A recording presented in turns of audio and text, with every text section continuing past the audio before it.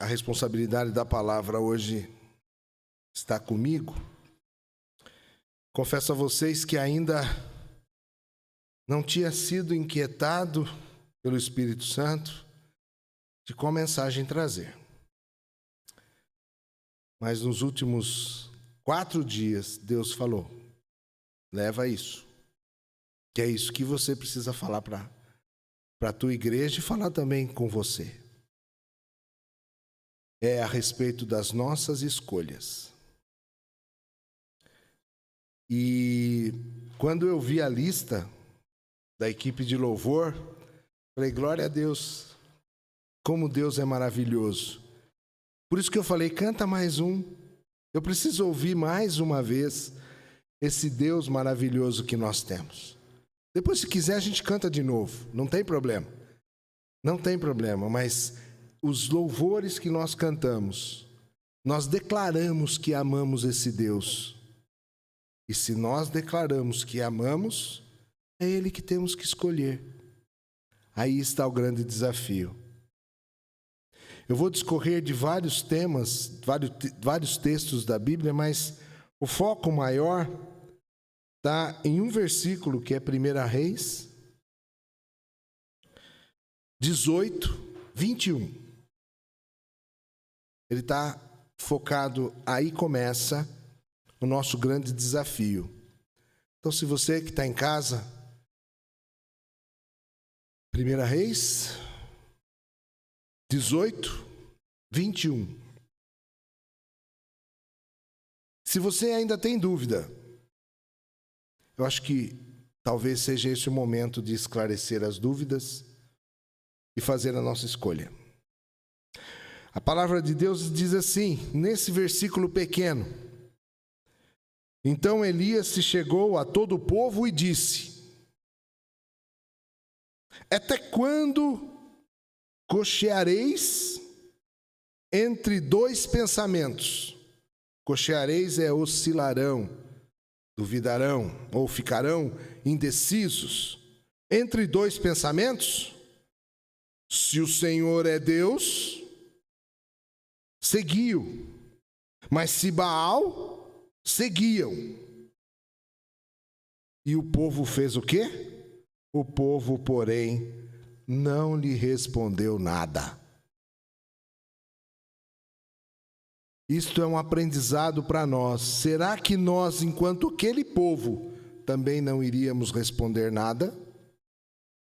Ou nos tempos atuais nós temos a resposta a dar para Elias? Aí está o nosso ponto.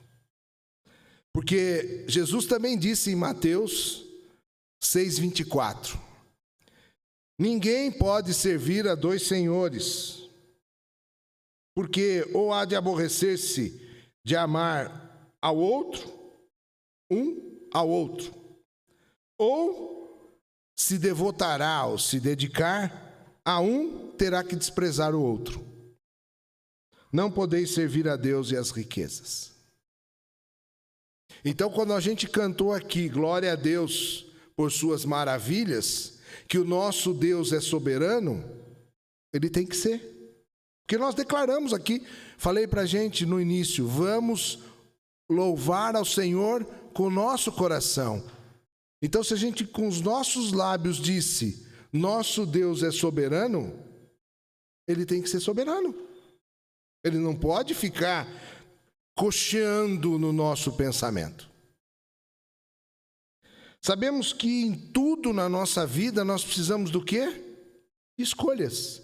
Nós precisamos tomar decisões. A nossa vida é cheia de escolhas, cheia de decisões a tomar. Quando a gente amanhece, bom dia. Se nós quisermos falar com Deus, nós podemos falar, bom dia, Senhor, estou aqui. Seja instrumento, que eu seja instrumento nas tuas mãos. Não que o Senhor seja instrumento na minha mão.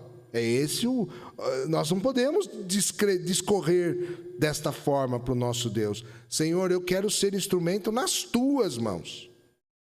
Ou então, acorda, bom dia para a família, toma café e sai. Nem agradece a noite que teve e o amanhecer entregando nas mãos de Deus. Como cristão, eu já preguei aqui, nós precisávamos pelo menos dedicar 30 minutos do nosso dia para o nosso Deus. E se eu aprendi e gosto de praticar, a pergunta é, nós estamos praticando esses 30 minutos? Então nós não aprendemos. Aí as escolhas fazem parte da nossa vida, e a vida é cheia de escolhas. Escolhemos tudo. Desde a roupa que a gente vai usar, escolhemos o curso que nós podemos fazer, estudar. Escolhemos também, às vezes, é que hoje nós estamos com uma dificuldade muito grande no mercado de trabalho em escolher o emprego. Mas também, no passado dava até para escolher, hoje tem uma dificuldade muito grande. Mas escolher trabalhar ou não é uma escolha, né? Escolhemos também os nossos relacionamentos, as nossas amizades, com quem nós vamos andar. Escolhemos também o nosso cônjuge. Nós escolhemos. Você, mulher, escolheu o seu marido e o seu marido escolheu sua esposa. Ninguém falou você tem que casar com aquele. No passado era assim, mas já foi pregado aqui também que hoje nós podemos escolher. Você tem a oportunidade de escolher com quem quer se casar. Enfim, os caminhos da nossa vida são feitos de escolhas. E, consequentemente, claro, vêm as decisões. Quando nós escolhemos, nós decidimos. É uma consequência. E o que nós somos hoje é consequência das escolhas que nós fizemos no passado. E com certeza o que nós vamos escolher hoje será a consequência do nosso futuro. Por isso é que nós temos que decidir quem escolher. Por exemplo, estar presente nesse culto hoje foi uma escolha de nós, foi uma escolha nossa, uma escolha de quem está em casa. Ligar, acessar, entrar lá na internet, ter os dados da internet. Não, está sobrando dado ou não está faltando dado, não, mas eu vou reservar um pouquinho dos dados para poder assistir o culto no domingo. São escolhas. Não, deixa eu usar tudo com os meus joguinhos, com os meus relacionamentos no WhatsApp, com os meus Instagrams, com meus Facebooks, e quando não tenho mais dados, eu acho que eu não vou poder assistir o culto, porque acabou meus dados, né? Da internet, por exemplo. Então é escolha. Você escolheu. Tá? Louvar ao Senhor foi uma escolha, e querer colocar em prática o que aprendemos também é uma escolha. Eu não sei exatamente qual foi a motivação de cada um, tanto estar aqui quanto estar assistindo em casa. Porém, eu sei que o importante, além da motivação de estar aqui, é a sua decisão de praticar o que se aprende. Com certeza, nós temos que ter certeza de que o que praticarmos vai mudar a nossa vida. Assim também é a palavra de Deus. Para aquele que pratica, muda a vida. Veremos aqui muitas vezes pensamos, certo ou errado, existe uma influência nas nossas escolhas. E as nossas decisões influenciam muito na nossa vida. E as Escrituras, em muitos de seus textos, relatam exemplos de escolhas que mudaram vidas e destinos. E através desses exemplos, também nós podemos tirar algumas lições para nossas próprias escolhas. O primeiro deles, eu só separei duas, para nós podermos entender a mensagem que Deus quer falar conosco. A primeira delas é a escolha pelo pecado da desobediência. E é claro que nós vamos seguir, né, a passagem bíblica que mais nos demonstra a desobediência, que está lá em Gênesis, né? Gênesis capítulo 3, que desde o princípio da humanidade vemos que o Senhor nos deu o quê? O livre arbítrio de escolher porém o Senhor nos direciona sempre a obedecer a sua voz, porque da mesma forma que Ele nos deu a escolha certa, também nos dá a sabedoria, que a gente remete também em Tiago, e nós pedimos, Tiago fala, precisa de sabedoria? Peça a Deus. É simples. Peça a Deus e fique atento ao que Ele responde, né? Por exemplo, no Éden, os pais da humanidade foram instruídos por Deus a comerem de toda a árvore, mas a não comerem da árvore do conhecimento do bem e do mal, que estava no meio do jardim. Está em Gênesis 3:3. Porém, o que aconteceu foi justamente dessa árvore que eles comeram. Ouvindo quem? Eu não vou falar que foi a serpente, ouvindo o diabo, ouvindo Satanás, que muitas vezes vem importunar a nossa vida. Muitas vezes nós damos chance para ele entrar no nosso pensamento, entrar nas nossas atitudes. E aqui aconteceu que ele veio no formato da serpente. Às vezes o diabo aparece para a gente no formato de um carro, de uma moto, de uma bicicleta nova. Ele vem assim, desse jeito, porque ele sabe o que fascina o nosso coração. Ou vem por uma mulher bonita, ou por um homem bonito. Ele sabe que isso fascina os olhos e existe o desejo. E ele vem trazer para perto da gente, bem para próximo da gente. E você escolhe estar lá ou não. E aqui diz assim, em três afirmações da serpente, e essas afirmações vão ficar bem claras para a gente aqui, vemos a indução de Satanás. Olha só o que ele fez. Na primeira afirmação ele disse assim, é assim que Deus disse, não comereis de toda a árvore do jardim? Isso está lá em Gênesis 3:1. Ele foi assim. É assim que Deus disse? Não comereis de toda a árvore do jardim? Nessa primeira afirmação, o diabo colocou o que na cabeça, no pensamento de Eva? Dúvida. Primeira coisa que ele colocou foi dúvida. Foi uma interrogação. Dúvida de quem? Da palavra de Deus. Na segunda afirmação ele disse, então a serpente disse à mulher, certamente não morrereis. Nessa segunda afirmação, o que ele coloca? Desconfiança. Primeiro foi dúvida e agora desconfiança. Desconfiança à ordenância divina. E aliviou ainda na sequência, diz assim, se comerdes, é certo que não morrereis. Está lá em 3:4. Claro, é certo que não vai morrer.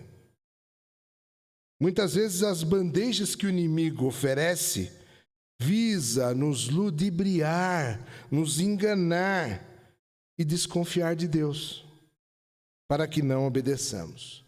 E a terceira afirmação o inimigo declarou, porque Deus sabe, olha só, o que no dia em que dele comerdes, se abrirão os vossos olhos e sereis como Deus, sabendo o bem e o mal. Olha o que ele fez. A terceira afirmação aqui é o quê? Curiosidade. A curiosidade. Olha, se você fizer, Deus vai saber que... Vocês vão saber a diferença do bem e do mal. Puxa, que curiosidade, hein? Pois é. É assim que o inimigo ainda faz. Ainda ele faz assim. Ele coloca a curiosidade para que a pessoa caia e com isso deixe de ter comunhão com Deus.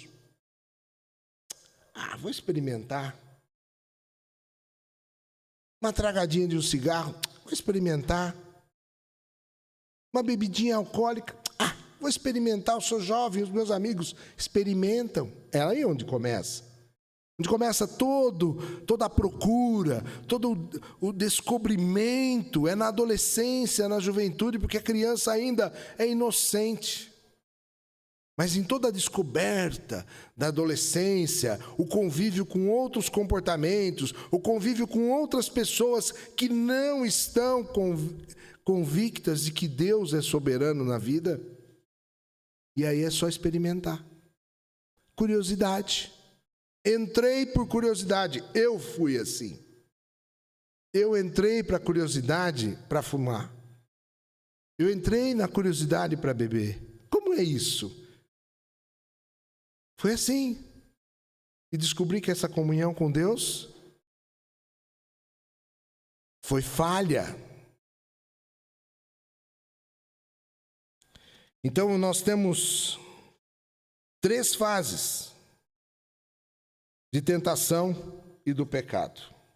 A dúvida com relação à palavra de Deus, a desconfiança diante de suas promessas e a curiosidade daquilo que é oculto, daquilo que é escondido.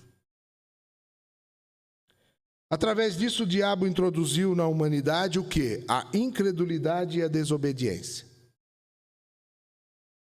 Um grande pecado que cometemos é quando não cremos no que diz o Senhor. E é isso que o inimigo quer. Que não creiamos em Deus, nem que obedeçamos os seus mandamentos, para que nossas decisões sejam precipitadas e nossos caminhos sejam tortuosos. Está escrito, o inimigo sabe que se fizermos escolhas erradas, isso vai influenciar toda a nossa vida, toda a nossa vida. Está escrito na palavra de Deus que há um caminho que ao homem parece direito, mas ao cabo, ou seja, ao fim dele, dá em caminhos de morte. Está escrito em Provérbios. Então, assim, tem um caminho que vai influenciar a nossa vida e que, no fim deles, o caminho é a morte. E Jesus diz, eu sou a verdade e o caminho. Então, o caminho certo é o de Jesus. Também está escrito que o salário do pecado é a morte, mas o dom gratuito de Deus é a vida eterna em Cristo Jesus, nosso Senhor. Apesar disso, sempre existe uma solução vinda de Deus. Olha aí, apesar de tudo isso, ainda Deus tem um plano. Se nós remetermos ao tempo do Éden, ainda Deus tinha um plano de salvação para a humanidade, que é entregar o seu filho para morrer na cruz pelos nossos pecados. Tinha um plano ainda. Mas enquanto Jesus não veio, Deus ainda estipulou um plano. Deus ainda colocou um plano, que era o perdão dos pecados. Mas o que está dizendo assim, porém nós não devemos usar isto como regra, e sim como a exceção. E é isso que a gente cai, às vezes, no pecado. Usando de regra, eu peco agora, peço perdão, peco agora, peço perdão, me arrependo de uma coisa, mas eu tenho curiosidade por outra, e vou e peço perdão. Deus está aí, sempre. Só que tem uma hora que Deus se ira. Porque Ele conhece o que está no nosso coração, não nas nossas atitudes. Nossas escolhas têm consequências e não podemos ficar em cima do muro, porque em cima do muro já é do inimigo. Nós já escutamos isso aqui em púlpito. Em cima do muro é do inimigo, porque a tendência é muito forte a estar do outro lado. Nós não temos que estar em cima do muro. Vou pensar. Será? O será é em cima do muro. Não. Eu posso responder não a princípio. depois eu posso refletir. Ou então a melhor resposta: vou orar sobre esse assunto. Isso é um aprendizado aqui na igreja. E eu aprendi isso com o pastor Fernando. O pastor Fernando, embaraçado em algumas circunstâncias, quando não tinha uma resposta pronta, qual foi a atitude dele? Sempre e eu aprendi, eu vou orar sobre esse assunto. Porque Deus vai me responder.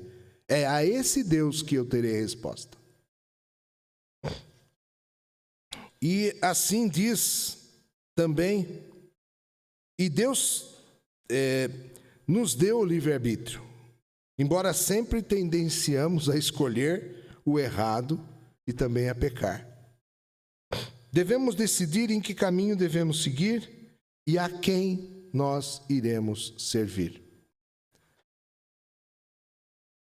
Nas Escrituras, em primeira carta de João 3, de 6 a 9, diz assim: todo aquele que permanece nele não vive pecando. Começa assim. Todo aquele que vive pecando não o viu e nem o conheceu. Olha o que está escrito. Se todo aquele que está pecando sempre não conhece esse nosso Deus, talvez tenha fingido ou tenha, na emoção, tenha levantado a mão, eu aceito esse Deus, mas sempre com dúvida, sempre inseguro. Filhinhos, ele continua, não vos deixeis enganar por ninguém. Aquele que pratica a justiça é justo, assim como ele é justo. Aquele que pratica o pecado procede do diabo, porque o diabo vive pecando desde o princípio. Para isto se manifestou o Filho de Deus, para destruir as obras do diabo. Todo aquele que é nascido de Deus não vive na prática do pecado, pois o que permanece nele é a divina semente. Ora, esse não pode viver pecando porque é nascido de Deus. Deus, vem um pouquinho, pior ainda Deus não ouve a pecadores. Triste. E as nossas transgressões fazem separação entre nós e Deus. Mas diz a palavra de Deus que se alguém é temente a Ele e faz a sua vontade, Ele ouve. As nossas iniquidades fazem separação entre vós e vosso Deus, e os vossos pecados encobrem o seu rosto sobre vós, para que vos não ouça.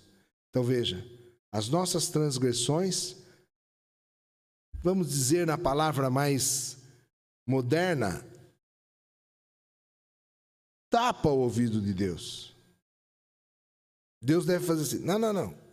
Como é que será que Deus se comporta lá? Não, desse eu não vou escutar, Será que ele cobre o ouvido? E a segunda escolha é a escolha de viver pela fé. A escolha de viver pela fé. E nós temos uma pessoa na Bíblia que nos mostra como é viver pela fé. Claro, se nós formos em Hebreus diz tudo, pela fé, mas ele cita e eu fiquei preso a fé de Abraão. Diz as Escrituras que Abraão não conhecia a Deus, mas resolveu ouvir a Deus. Em obediência pela fé a um lugar que Deus mostraria.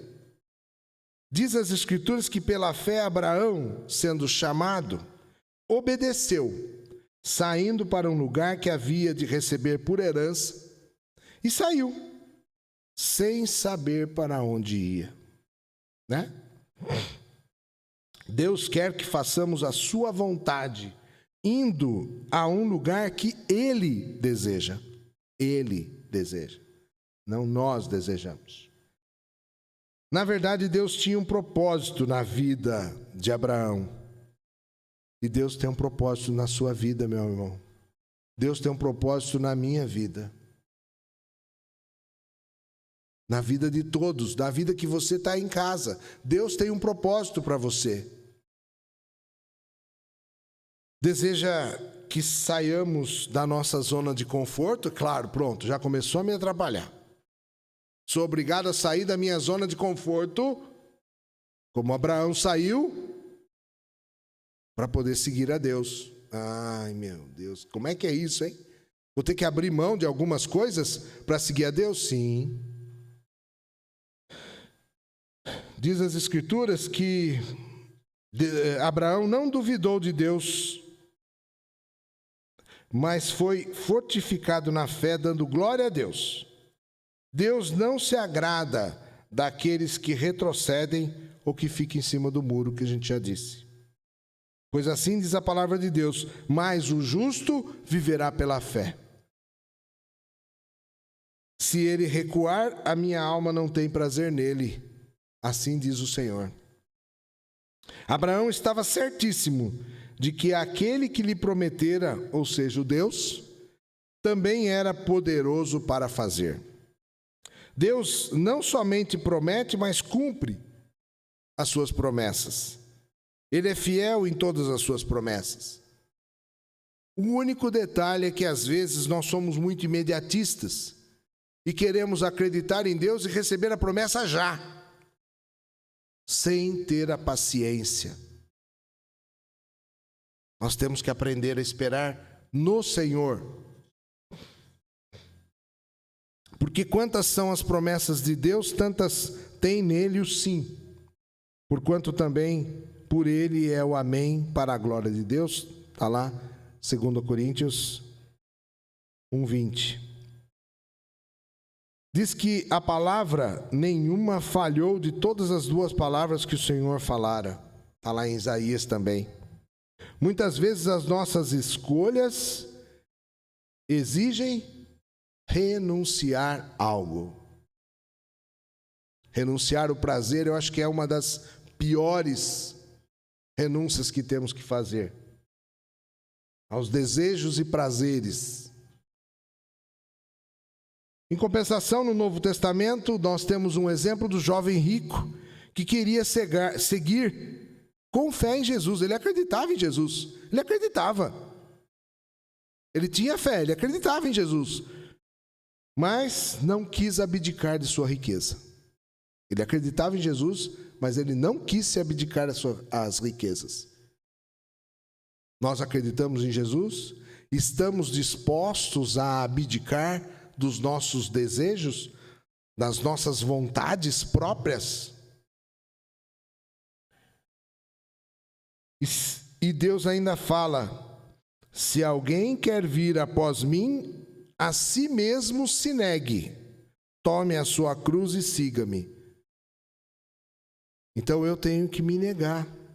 As minhas vontades, os meus eus, o meu eu, tem que ser negado para seguir a Jesus. E tomar a cruz é carregar todo o seu passado, tudo aquilo que você teve, tudo aquilo que você faz, a sua família, os seus filhos, e seguir Jesus, carregar a sua cruz. Carregar as nossas escolhas do passado pelo que nós somos presentes.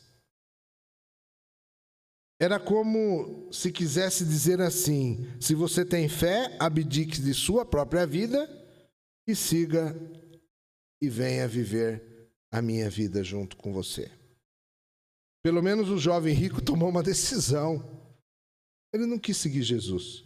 Acreditou, mas ele não quis seguir Jesus. E tem um detalhe aqui, né? Ele não cocheou. Ele não ficou em dúvida. Ele simplesmente decidiu não seguir Jesus. Com coração dividido, que quer viver para Deus e ao mesmo tempo para o mundo, Deus não quer assim. Deus quer tudo. Quer inteiro. O povo de Israel vivia uma vida dúbia, querendo a Deus, mas também os prazeres que o pecado lhe proporcionava. E hoje nós somos também assim. Muitos querem Deus, mas não abdicam da sua idolatria, de seus ídolos, e que não são especificamente as esculturas de pedra ou de madeira, como eram no passado. Mas essas idolatrias nós podemos hoje ter como referência o poder, a posição social, a aparência, as posses materiais. Seu ídolo pode ser sua ambição, o nosso egoísmo, nossa altivez, ou até mesmo um pecado oculto, que também já foi dito aqui. Qual é o pecado oculto que eu tenho? Ídolo é tudo aquilo que tira Deus do centro, gente. Tudo que tira Deus do centro. Mas está errado eu querer ou pensar em bens materiais? Não. Errado não, pode até pensar. Mas você tem que perguntar, Deus, é isso mesmo para mim? E agora? Vou fazer de tudo para aquilo ser meu. Mas você consultou a Deus se é isso mesmo que Ele quer para você? Se você não consultou, pronto, está na frente o seu ídolo. Deus não. Ídolo é tudo aquilo que tira Deus do coração do homem. Por que do coração? Jesus disse que de dentro do coração do homem é que procede os pensamentos maus, que são mortes, adultérios, furtos, prostituição, falsos testemunhos, blasfêmias. Esses são os grossos, né? Que você fala assim, não, cristão não vai roubar, cristão não vai prostituir, cristão, pouquíssimos deles vão praticar adultério. Mas o pecado oculto também nos afasta de Deus. E é isso que tem que nos preocupar. As coisas que estão aqui no nosso pensamento. Você é aquilo que pensa, nós somos aquilo que pensamos. Salomão diz que aquilo que imagina a sua alma, você será. Está lá em Provérbios 23, 7. Aquilo que você imagina a sua alma, aquilo que imagina a sua alma, você será. E temos aí alguns exemplos de pessoas, inclusive uma cantora famosa que... Bom, quantos cantores famosos, inclusive norte-americanos, que saíram da igreja para cantar no mundo, para cantar as cantigas do mundo, né? E morreram de overdose. Desviaram totalmente do caminho do Senhor. Nós temos vários exemplos.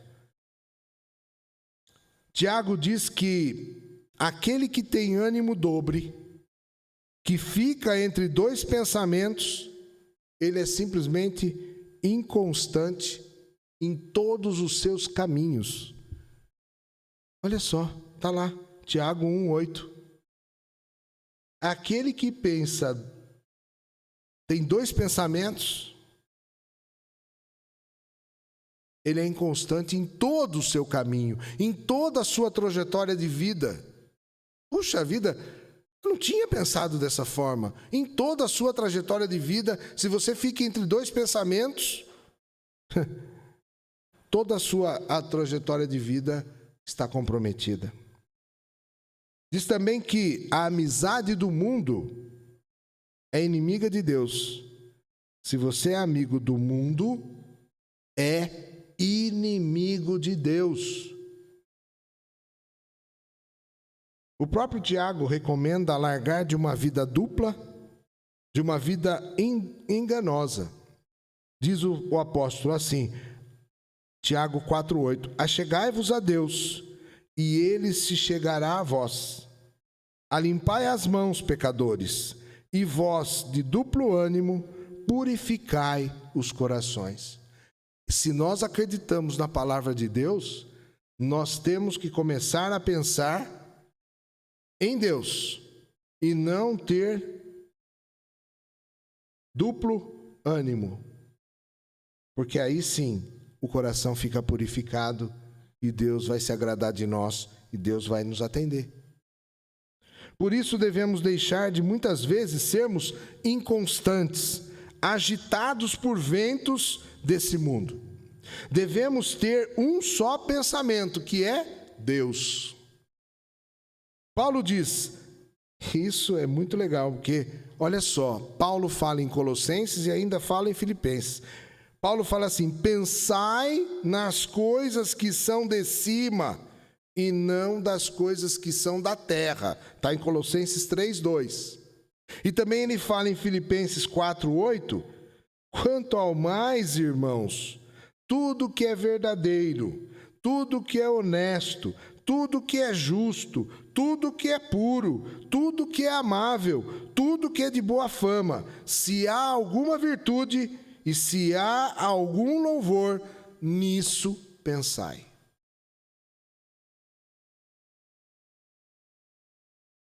Então veja, ele está dizendo, tudo que é verdadeiro, sou o caminho, a verdade e a vida. Tudo que é verdadeiro, Jesus. Tudo que é honesto, Jesus nos ensinou a ser honesto. Deus nos ensinou a ser honesto. Ele coloca várias situações da honestidade. Tudo que é justo, tudo que é puro, tudo que é amável, Deus é amor. E Deus deseja todo o nosso coração. Pensamos nisso? Deus deseja todo o nosso coração. Por isso, amado, devemos pensar muito bem antes de escolher qual o caminho a seguir. Escolha seguir alguém que nunca irá lhe decepcionar. Quem é? Alguém que escolheu morrer por nós. Jesus. Escolher viver para Deus por Cristo. Alguém que escolheu fazer a vontade de Deus. Tenhamos fé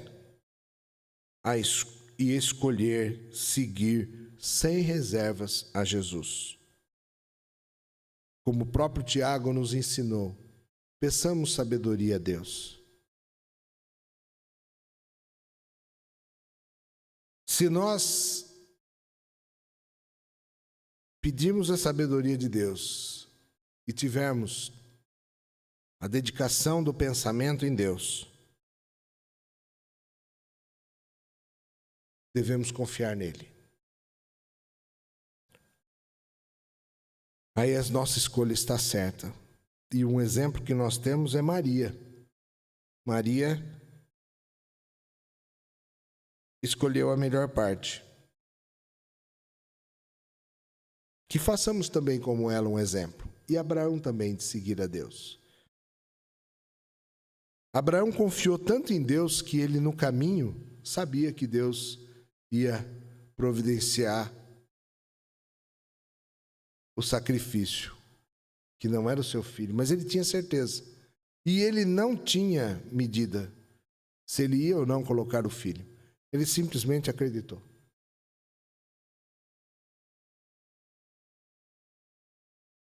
O Senhor conservará em perfeita paz aquele cujo propósito está firme.